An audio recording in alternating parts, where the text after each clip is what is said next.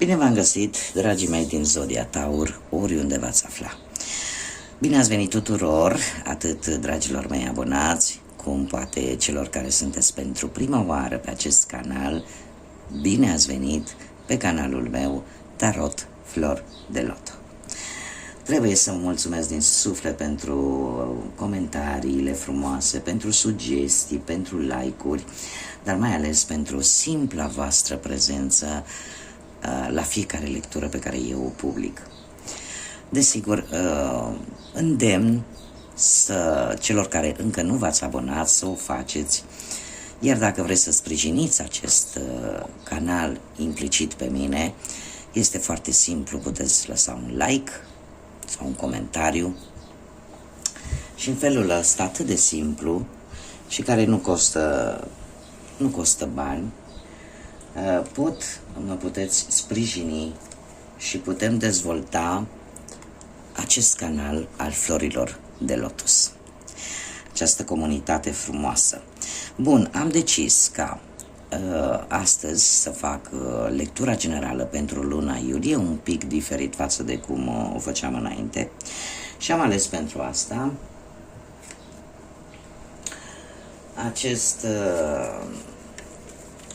acest oracol al frunzelor de ceai. L-am mai folosit și cu alte ocazii, pentru cei care nu știu, da? Am aici aproape 200 de cărți, da? Pe care nu aveam cum să le țin în mână, da?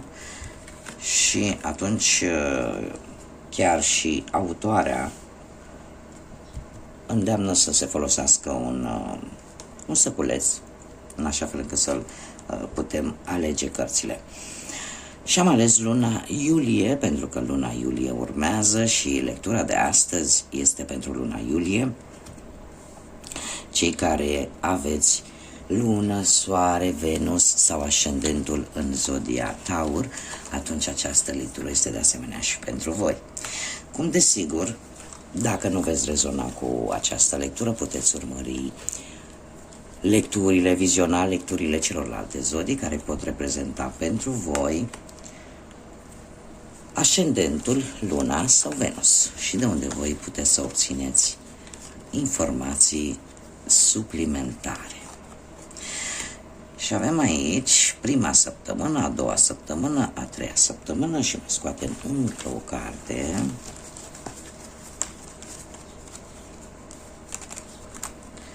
Pentru dragii mei din Taur. Și haideți să vedem, dragilor. Prima săptămână, cam despre ce ar fi vorba. Avem Barza. Barza care ne vorbește despre noutăți, despre posibil o naștere, ori în familia voastră, ori în cercul vostru de cunoscuți, sau noi oportunități din punct de vedere al afacerilor, da? Pentru cei care au poate propriul său negoț, da? Propria firmă.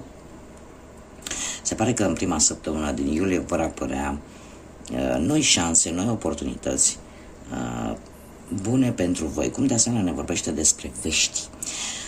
Vești care vin de departe sau vești care poate cumva le așteptai, nu știai doar când vor ajunge la tine.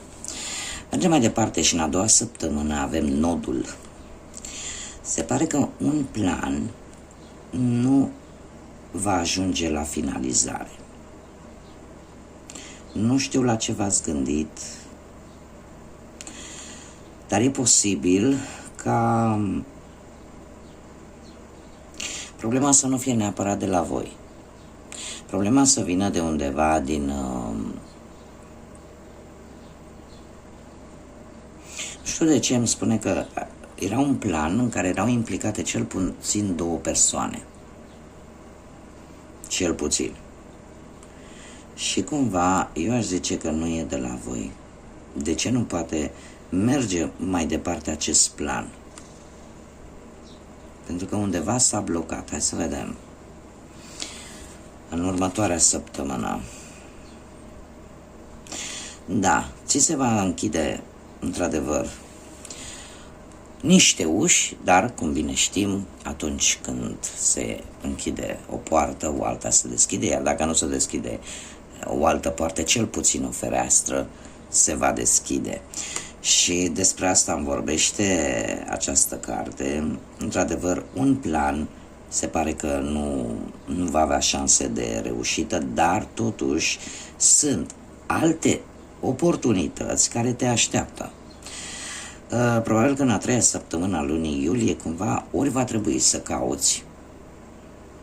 cauți ori mai mult, ori să schimbi metoda de căutare.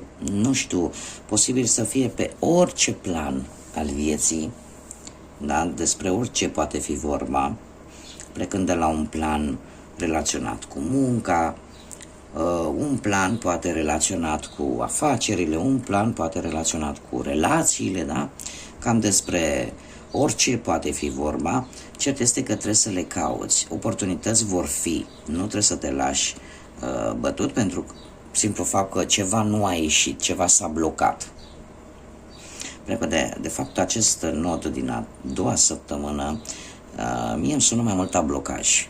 Și nu e de la voi, altcineva va bloca.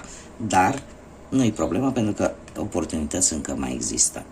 Și în a patra săptămână avem un inel rupt.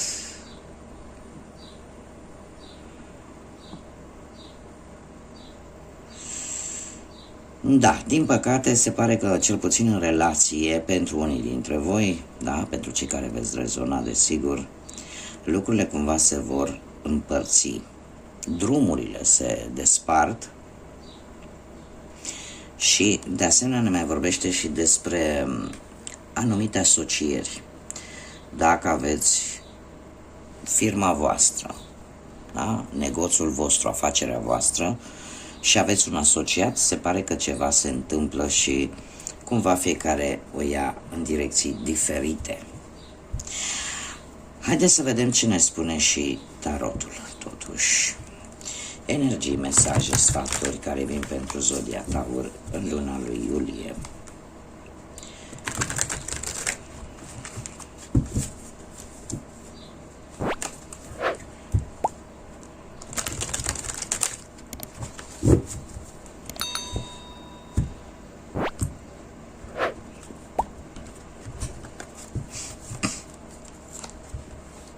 Și avem 9 de bâte, 3 de cupe, 2 de spade,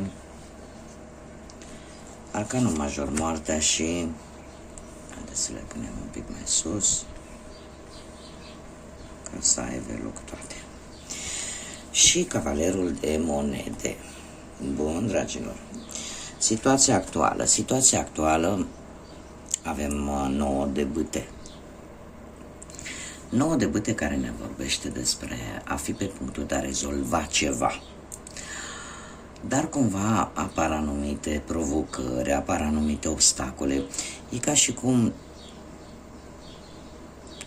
era capaci să pui mâna pe ceea ce tu îți doreai, să îndeplinești la ce tu visai. Și cumva ceva se pune în fața ta și îl vezi, dar parcă încă nu reușești să-l atingi. Totuși, această carte spune în felul următor.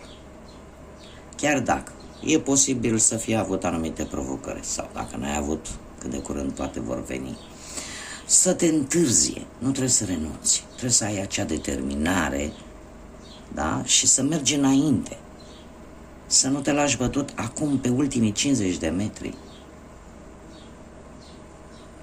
Cumva eu zic, fiecare plan bine pus la punct ia în calcul atât rezultatele pro cât și rezultatele contra. Da? În așa fel încât riscurile să fie cât mai mici. Dacă vorbim de muncă, situația actuală ne indică că e cineva acolo la locul de muncă care aduce foarte multă tensiune, sau poate că, nu știu, dacă vorbim de propria ta afacere, o să ai o negociere sau ai avut o negociere destul de dificilă. Iar pentru cei care poate sunt în căutarea unui loc de muncă, nu trebuie să te lași, nu trebuie să fii dezamăgit pentru că ceva se întrevede la orizont. Da? Pe partea asta, dacă vorbim de partea relațională, cumva ar trebui să vă apărați relația pentru cei care sunteți într-o relație. Împotriva cui? Posibil împotriva unora care în permanență au ceva de spus. Da?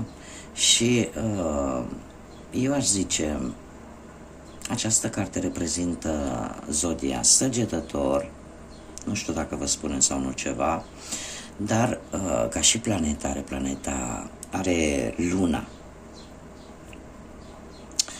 Da? Și Luna ne vorbește foarte mult de intuiție. Ascultă-ți intuiția.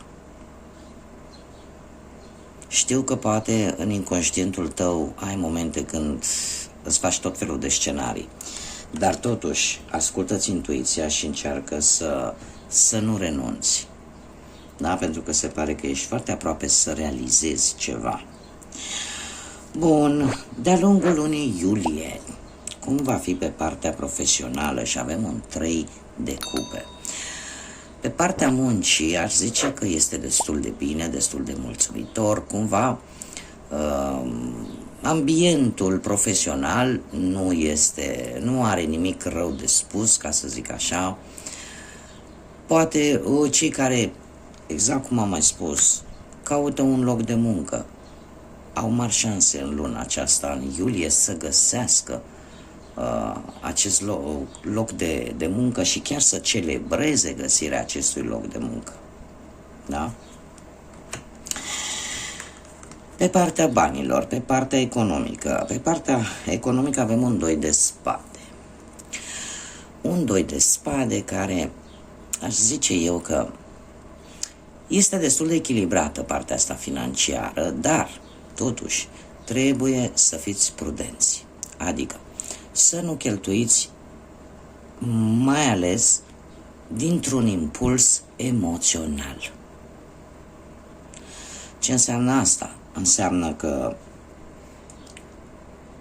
nu știu, poate vă e milă, simțiți așa un sentiment de compasiune vis-a-vis de cineva și cumva nu mai țineți cont că de fapt bănuții care îi aveți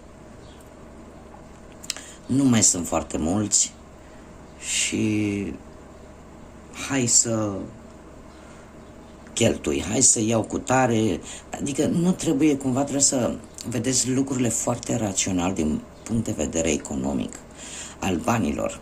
Nu este o lună în care să vă permiteți să fiți emoționali din punctul ăsta de vedere material. Da? Mare atenție. Deci la bani. E o lună în care voi trebuie să fiți foarte calculați, foarte rațional și foarte logici. Pentru că alminteri de asta se și cere prudență. Da?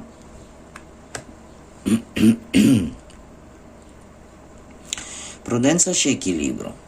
Pe partea dragostei avem arcanul major, moartea, semnul Scorpionului, care ne vorbește de o transformare. Ce se poate întâmpla? Se pare că dacă o anumită relație pe care unii dintre voi posibil să o aveți este nefericită și nu se fac nici în această lună schimbările de care este nevoie, atunci cumva situația va continua să fie nefericită.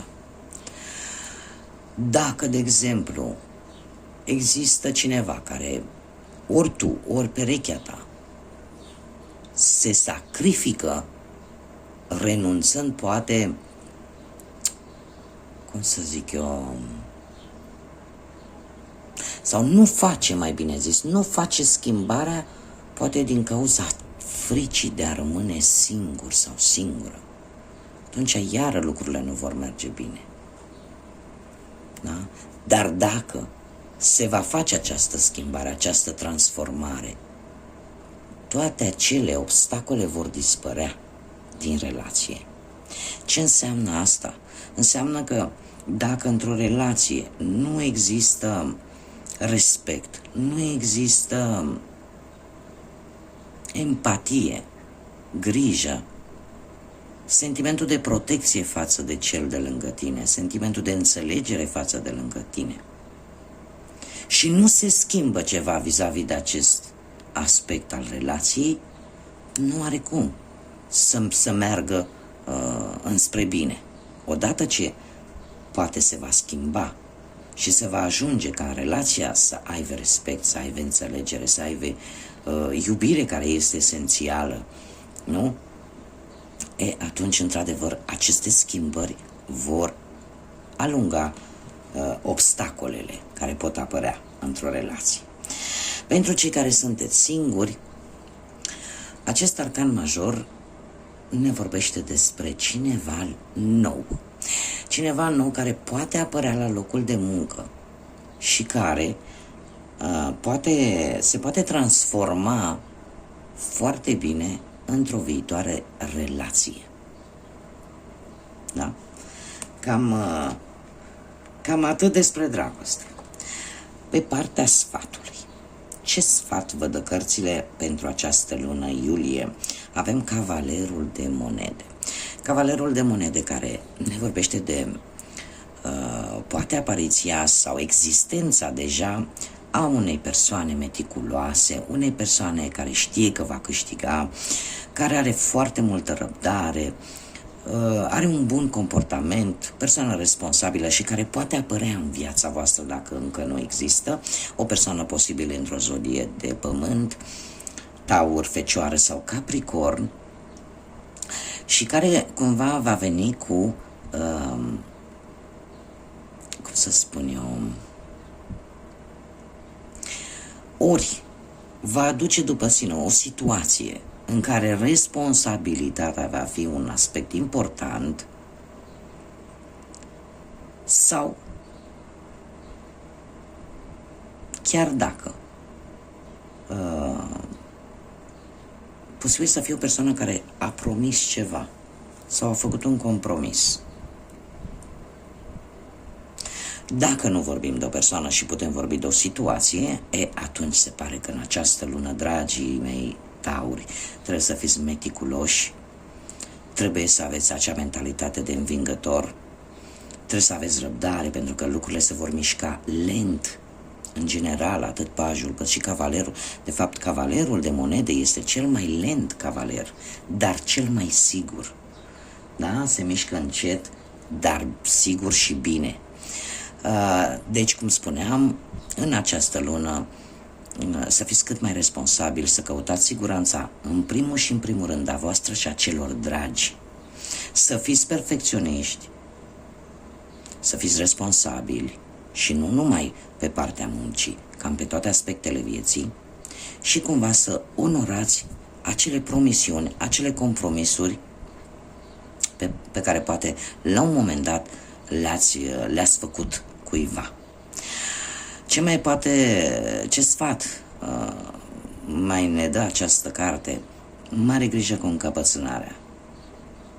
În ce sens? E posibil ca voi să trebuiască să faceți, cum am mai spus, acest compromis, în sensul că nu toate lucrurile trebuie făcute numai și numai ca voi. Deci să acceptați și ideile celui de lângă voi, în care voi aveți încredere, da? Deci nu lăsați ca îndărătnicia și încăpățânarea să vă tulbure apele. Mergem mai departe și haideți să vedem ce număr angelic este important pentru voi în această în această lună iulie pentru zodia Taur. Numărul angelic pentru zodia Taur în luna lui iulie, și avem numărul 22, care este un număr maestru. Despre ce ne vorbește? Se pare că ești în posesia unor incredibile puteri creative și ești sigură că poți să obții tot ceea ce tu îți propui, tot ceea ce tu îți dorești. Sunt în aliniată, îmi pune aici jos. Ce reprezintă 22 în afara faptului că este un număr maestru? Acest număr 22 poate reprezenta data de 22 iulie, care poate avea o importanță pentru voi, sau faptul că voi poate sunteți născuți într-o zi de 22, ne luând în considerare luna, da? Și iarăși, cumva mesajul ăsta vă este adresat strict vouă, iar numărul 22 ne vorbește de a fi lider, pentru că ai potențial, iar ce vei face acum, în această lună, va fi de durată. Da? Așa că folosește-ți acele puteri creative și fii sigur pe tine, în primul rând, pentru că vei reuși. Haideți să vedem litere de persoane, de nume sau porecle de persoane care vor fi poate importante pentru voi sau cu care voi veți interacționa în această lună iulie. Litere de nume de persoane pentru Zodia Taur, te rog. Haideți să vedem.